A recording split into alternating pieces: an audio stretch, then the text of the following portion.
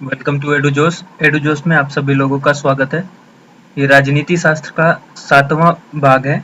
Part 7 है ये political science के लिए। इसमें हम योजना आयोग और नीति आयोग, जिसको योजना आयोग पहले थी अब नीति आयोग हो गया इसका नाम बदलकर, तो दोनों के बारे में पढ़ेंगे। योजना आयोग से भी क्वेश्चन पूछे जाते हैं। इसमें प्लानिंग कमीशन यानी पंचवर्षीय योजना से रिलेटेड बहुत सारे क्वेश्चन पूछे जाते हैं।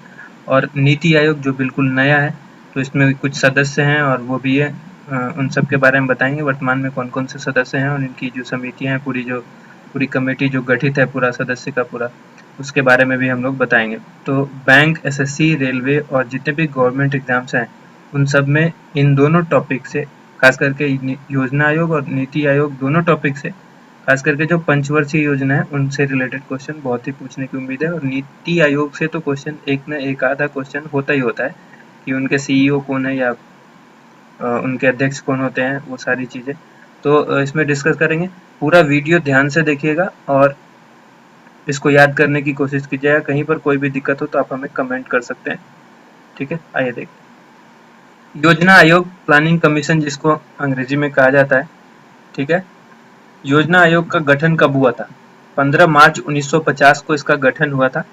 और चेयरमैन अगर बताया जाए कि इसके अध्यक्ष कौन है, योजना आयोग के अध्यक्ष कौन होते हैं, तो प्रधानमंत्री होते हैं उस टाइम पे, जिस टाइम पे जो भी योजना आयोग जो प्लानिंग कमीशन जिस टाइम पे चल रहा था, जो चल रहा है, उस टाइम के प्रधानमंत्री जो हैं वही उसके चेयरमैन होते हैं। ठीक है, तो जिस टाइम बनाया गया था उस टाइम प्रधानमंत्री जवाहरलाल नेहरू थे।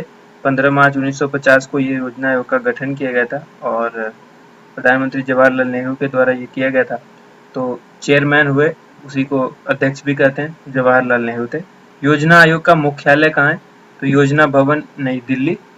ठीक है, अब इसमें आ जाती है बात की पंचवर्षीय योजना इसी योजना आयोग के पार्ट में है, प्लानिंग कमीशन के अंदर आता है। तो पंचवर्षीय योजना से नाम से आप लोग को पता लग रहा है कि 5 वर्ष की होती थी, सबको पता है। लेकिन इसमें कुछ कंफ्यूजन है, वो यहाँ पे आप लोग का जो डाउट है वो क्लियर हो जाएगा बिल्कुल।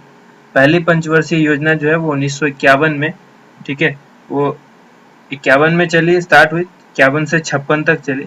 और इसमें जो मेन फोकस था वो था कृषि के विकास के लिए इस योजना को स्टार्ट करना। तो कृषि के इस पे फोकस किया गया था। उसके बाद इसमें जो वो 8 दिसंबर 1951 को, ये 1951 पूरा मैंने डेट नहीं बताया आप लोग को, 8 दिसंबर 1951 को संसद में पहली पंचवर्षीय योजना जो है वो पेश की गई थी। ठीक है, और इसके बाद हम देखें तो दूसरी जो पंचवर्षीय योजना है वो ठीक इसके बाद होगी, जो कि 1956 से 1961, 5-5 साल है। तो उसमें आप लोग जो दूसरी पंचवर्षीय योजना थी उसमें किस चीज पर बल दिया गया था? तो खास करके भारी उद्योग, जो कल कारखाने हैं, वो भारी हेवी उद्योग जो थे, मूल उद्योगों पर खास करके विशेष बल दिया गया था। जैसे लोहा इस्पात हो गया, धातु, भारी रसायन, भारी इंजीनियरिंग, मशीन का निर्माण, इन सबको बढ़ावा देने के निश्चित के इससे जो है उस योजना का द्वितीय जो पंचवर्षीय योजना थी, जो दूसरी वाली, उसका शुरुआत किया गया था। ठीक है, तो अब हम तीसरे के बारे में अगर बात करें तो तीसरी जो थी वो आपका 1961 से 1966 तक थी। देखिए, पहला 51 से 56, ठीक है, फिर 56 से 61 दूसरी, तीसरी जो हो गई वो 61 से 66, ठीक है, 61 से 66। तो इस बार जो लक्ष्य था वो आत्मनिर्भर करने का था लोगों को। इस योजना के अंतर्गत जो है वो आत्मनिर्भर हो जाएं लोग। स्फूर्ति अर्थव्यवस्था की स्थापना जो है वो आत्मनिर्भर करने के लिए किया गया था। इस योजना में कृषि को सर्वोच्च प्राथमिकता दी गई थी। तो इसमें भी कृषि के लिए खास ध्यान, देखिए, खास करके जितनी भी पंचवर्षीय योजना हुई उस पर कृषि को बहुत ध्यान दिया गया, बट वो ठीक नहीं हो पा रही थी, वो अलग बात है। कुछ ना कुछ प्रॉब्लम होती जा रही थी। अब देखिए, अब 1962 में और 1965 की बात करें तो उस टाइम पे 62 में चीन से लड़ाई हो गई और 65 में पाकिस्तान से युद्ध हो गया। तो इसकी वजह से योजनाएं जो थी, जो 5-5 साल की चलनी थी, वो नहीं चल पा रही थी। तो 3 योजना तो चली ठीक से, उसके बाद 66 से 69 तक, ठीक है, जो अगली योजनाएं चलनी थी 66 से 69 तक नहीं चल पाई। 61 से 66 तक तो 3 चल गई, लेकिन 66 से आगे जो 5 वर्ष की चलनी थी वो नहीं चल पाई। तो 66 से 69 तक जो है वो 3 वार्षिक योजनाएं चलाई गई, यानी एक एक वर्ष की योजना चलाई गई। ठीक है, 1966 से 67, 67 से 68 और 68 से 69 एक एक वर्ष की योजना चलाई गई। और इस टाइम जो योजना चलाई गई, जो वार्षिक योजना, इसको योजना अवकाश भी बोलते हैं। ठीक है, प्लान हॉलीडे। तो ये सवाल पूछा जाता है कि किस टाइम पे या किस पंचवर्षीय योजना के बाद योजना अवकाश का समय था, या फिर एक वर्षीय योजना कब चलाई गई थी। तो ये 1966 से 69 भी है, और आगे भी एक है, वो भी हम बताएंगे। तो ये योजना अवकाश जो है खास करके तीसरी पंचवर्षीय योजना के बाद स्टार्ट हुई थी। ठीक है, अब आगे देख लेते हैं। अब चौथी पंचवर्षीय योजना 1969 से 74 तक हुई। इसमें भी कृषि क्षेत्र का तेजी से विकास करने का लक्ष्य रखा गया था।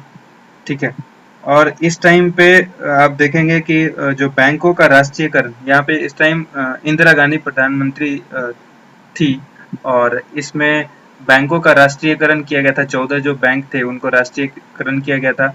हरित क्रांति इसी चौथी पंचवर्षीय योजना में आई थी, और इस टाइम भी भारत और पाकिस्तान का युद्ध हो गया था 1971 में। ठीक है, अब देखें, अगर बात करते हैं तो पांचवी पंचवर्षीय योजना जो है, ये 74 से 78 तक रही खास करके। वैसे तो ये 79 तक इसका टाइम था, 5 साल का होता है तो 79 तक टाइम था। लेकिन जो जनता पार्टी की सरकार आई मोरारजी देसाई के नेतृत्व में, तो इस टाइम पे उन्होंने क्या किया कि जो ये पंचवर्षीय योजना थी, उनको लगी कि ये ठीक नहीं है, इसको एक साल पहले ही खत्म कर दो, ये जनता के लायक नहीं है, उस खड़ी नहीं उतरी है, तो इसको, क्योंकि दूसरी सरकार थी तो उसकी अपनी मनमानी हुई, उसने एक साल पहले उसको खत्म कर दिया। और वैसे ये 1974 से 79 तक चलनी थी, बट ये 1979 तक ना चल के 78 में ही खत्म हो गई। इस वाली पांचवी पंचवर्षीय योजना का जो लक्ष्य था वो गरीबी की समाप्ति थी, खास करके। ठीक है, आत्मनिर्भर बनाना था लोगों को, ज्यादा बढ़ावा देना था कि ताकि गरीबी खत्म कर दी जाए। अब देखिए, छठी पंचवर्षीय योजना जो है वो 1980 से 85 तक थे। ठीक है, तो इस टाइम पे राजीव गांधी प्रधानमंत्री थे। ठीक है, राजीव गांधी इस टाइम पे प्रधानमंत्री थे, और इस टाइम जो लक्ष्य रखा गया था वो भी वही था कि गरीबी की समस्या पर जो है वो नेहरू मॉडल को अपनाया गया, ताकि इस फिर से जो है गरीबी पर सीधा प्रहार किया जाए, ताकि गरीबी को देश से हटा दिया जाए। ठीक है, उसमें न्यूनतम आवश्यकता थी, जो कुछ कार्यक्रम चलाए गए थे कि निम्नतम आय वर्गों की आय बढ़ाना है, ये सब इसका लक्ष्य था। और अब देखिए, सातवीं पंचवर्षीय योजना 1985 से 90 की बात हम करते हैं। तो ये इसमें भी खाद्यान्नों की वृद्धि के लिए और रोजगार के क्षेत्र में विस्तार के लिए हम इसमें लक्ष्य रखा गया था, इस सातवीं पंचवर्षीय योजना का। तो इसके बाद अब आता है नंबर 8वीं का। ठीक है, तो देखिए, ये 85 से 90 तो हो गया। अब 90-91 में क्या हुआ कि बीच में फिर वार्षिक योजनाएं चलाई गई, क्योंकि इसमें नई सरकार आई तो उसने अपना वार्षिक योजना ही चलाई। और उसके बाद 8वीं पंचवर्षीय योजना 1992 से 97 तक चली। तो इसमें 8वीं पंचवर्षीय योजना में क्या हुआ कि जो लक्ष्य रखा गया था कि कुछ आर्थिक संकट थे, देश भारी आर्थिक संकट से गुजर रहा था, और उसका जो मुख्य कारण था वो था कि लगातार बढ़ता बजट घाटा हो रहा था, और बढ़ता हुआ ऋण भार जो है वो देश के ऊपर जो है वो ऋण बढ़ता जा रहा था, कर्ज। उसके बाद मुद्रास्फीति में भी बढ़त होती जा रही थी। तो नरसिंह राव सरकार ने आर्थिक सुधारों के साथ राजकोषीय सुधार को भी की भी प्रक्रिया जारी की, ताकि जो है वो अर्थव्यवस्था को एक नई गति मिल सके। इसलिए 8वीं योजना का जो है मूल उद्देश्य था कि विभिन्न पहलुओं में मानव का विकास करना। ठीक है, वो कैसे हो सकता था। ठीक है, अब ये एक्चुअली 8वीं जो है वो 2 वर्ष देर से क्यों शुरू हुई, वो इसीलिए हुई कि 8वीं योजना का जो कार्यकाल 1992 से 97 तक रहा। लेकिन ये देखिए, 2 वर्ष हमने आपको बता दिया कि जो बीच में नई सरकार थी और कुछ आर्थिक संकट थे, तो उसकी वजह से वो बीच में एक वर्ष वाला वार्षिक योजना का स्टार्ट कर दिया गया था बीच में। ठीक है, अब 9वीं योजना देखिए, 9वीं जो है वो 1997 से 2002 तक चली। ठीक है, इसमें ये 5 साल तक चली ठीक ठाक। उसके बाद अब 10वीं है, 2002 से 2007 तक चली। फिर 11वीं है जो 2007 से 2012 तक चली। ठीक है, तो 10वीं 11वीं 12वीं 12वीं जो है वो 2012 से लेकर 2017 तक, ठीक है। 11वीं के बाद 11वीं 2007 से 12 और 12वीं जो है वो 2012 से 17, जो अभी वर्तमान में पूछा भी जा सकता है कि वर्तमान में कौन सी पंचवर्षीय योजना चल रही है। तो ये हो गया आपका 12वीं और ये 2012 से 2017 तक, ठीक है। अब देखिए, अब आती है बात नीति आयोग की। तो नीति आयोग जिसका कि हम लोग इंग्लिश में अगर NITI लिखेंगे आप, तो नीति आयोग है। और नीति आयोग के जो फुल फॉर्म है वो है national institute for transforming India, ठीक है। National institute for transforming India, इसको अगर हिंदी में देखिएगा तो इसका नाम होता है राष्ट्रीय भारत परिवर्तन संस्थान, ठीक है। National institute for transforming India, राष्ट्रीय भारत परिवर्तन संस्थान, ठीक है। ये भारत सरकार के द्वारा गठित एक संस्थान है और इसके जो चेयरमैन होते हैं वो नरेंद्र मोदी अभी हैं। और जो चेयरमैन होंगे हमेशा हमेशा वो प्रधानमंत्री ही होंगे, चाहे जो भी प्रधानमंत्री उस वक्त में होंगे। अभी वर्तमान में प्रधानमंत्री नरेंद्र मोदी हैं, तो अभी जब आपसे सवाल पूछा जाए कि नीति आयोग के अध्यक्ष कौन है या चेयरमैन कौन है या चेयरपर्सन कौन है, वो नरेंद्र मोदी है, क्योंकि नरेंद्र मोदी अभी वर्तमान में हमारे देश के प्रधानमंत्री हैं, ठीक है। अब इसमें उपाध्यक्ष भी होते हैं, उपाध्यक्ष का नाम है अरविंद पनगड़िया, ठीक है। उसके बाद नीति आयोग की जो ये पहली जो ये गठन हुआ, ये हुआ कब है? ये 1 जनवरी 2015 को हुआ है। मोदी सरकार जब आई थी तो मोदी सरकार ने आने के बाद इस चीज का डिसीजन लिया था कि इसको खत्म कर दिया जाना है और नीति आयोग को रिप्लेस कर देना है।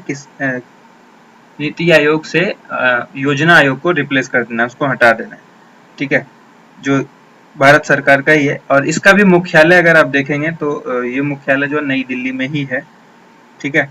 अब बात करते हैं कि इसकी पहली बैठक कब हुई थी। 8 फरवरी 2015 को इसकी पहली बैठक हुई, ठीक है। अब भारत के प्रधानमंत्री अध्यक्ष होते हैं, ये ध्यान रखिएगा। उपाध्यक्ष अरविंद पनगड़िया हैं अभी, और अध्यक्ष जो है वो अभी नरेंद्र मोदी हैं।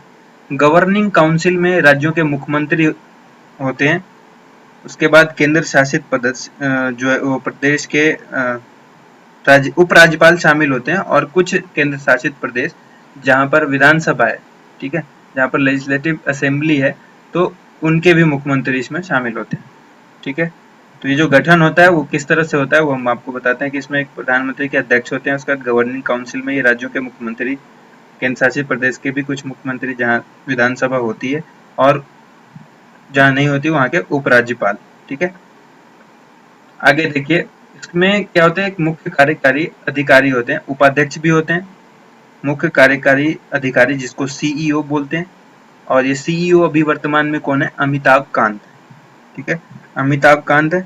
उसके बाद पूछा जा सकता है कि जो उपाध्यक्ष हैं, जो अरविंद पनगड़िया हैं, तो इनकी नियुक्ति किन्होंने की होगी? तो उपाध्यक्ष की नियुक्ति प्रधानमंत्री करते हैं, ठीक है। और ये जो मुख्य कार्यकारी अधिकारी हैं, जो अभी हमारे वर्तमान में अमिताभ कांत है, और ये सचिव स्तर के अधिकारी होते हैं, जो CEO होते हैं, जिनको नियुक्त किया जाना है, प्रधानमंत्री ही नियुक्त करते हैं इनको भी। तो ये CEO होते हैं, ये सचिव स्तर के अधिकारी होते हैं, और इनको निश्चित काल के लिए ही नियुक्त किया जाता है। उसके बाद आप देखिएगा कि वर्तमान में कुछ पूर्णकालिक सदस्य भी हैं, और अंशकालिक सदस्य भी होते हैं, और पदेन सदस्य भी होते हैं। तो जो पूर्णकालिक सदस्य हैं वो अभी फिलहाल तो डॉक्टर विवेक देबराय हैं, ये श्री विवेक देबराय हैं, और जो कि इकोनॉमिस्ट हैं, अर्थशास्त्री हैं। और डॉक्टर विजय कुमार सारस्वत हैं, और जो कि ये पूर्व सचिव रक्षा हैं R&D के, ठीक है। उसके बाद एक प्रोफेसर प्रेमचंद है, जो कि कृषि विशेषज्ञ है, ये पूर्णकालिक सदस्य में आते हैं। और पदेन सदस्य में हमारे डॉक्टर ये जो हमारे हैं राजनाथ सिंह हैं, जो हमारे केंद्रीय मंत्री हैं। उसके बाद अरुण जेटली हैं, ये भी हमारे केंद्रीय मंत्री हैं। और सुरेश प्रभु हैं, जो केंद्रीय मंत्री हैं रेलवे में, रेल मंत्री हैं। और राधा मोहन सिंह, जो कि केंद्रीय मंत्री, ये सारे पदेन अध्यक्ष हैं, ठीक है। और जो पूर्णकालिक सदस्य है वो एक बार फिर से मैं आपको बताता हूँ, श्री विवेक देबरॉय, जो कि इकोनॉमिस्ट हैं, और डॉक्टर विजय कुमार सारस्वत, ठीक है, जो कि पूर्व सचिव है रक्षा के R&D में। और प्रोफेसर रमेश चंद्र, जो कि कृषि विशेषज्ञ हैं। ये तीनों पूर्णकालिक सदस्य हैं, आप नोट डाउन कर लीजिएगा, यहाँ पे हमने नहीं लिखा है। क्योंकि वीडियो आपको जल्दी से जल्दी प्रोवाइड करना पड़ता है, तो ज़्यादा कंटेंट लिख पाना पॉसिबल नहीं है। बहुत सारे कमेंट्स आते रहते हैं कि जल्दी से जल्दी वीडियो आए, ठीक है। उसके बाद ये जो चीज़ें थी नीति आयोग और योजना आयोग की, आप लोगों को अगर अच्छी लगी वीडियो, अगर आपको पसंद आया तो लाइक कीजिए, इसको शेयर कीजिए दोस्तों के साथ, और इनके कंटेंट्स आप नोट डाउन भी करिए अपनी नोट्स बुक में, ठीक है। Thank you so much.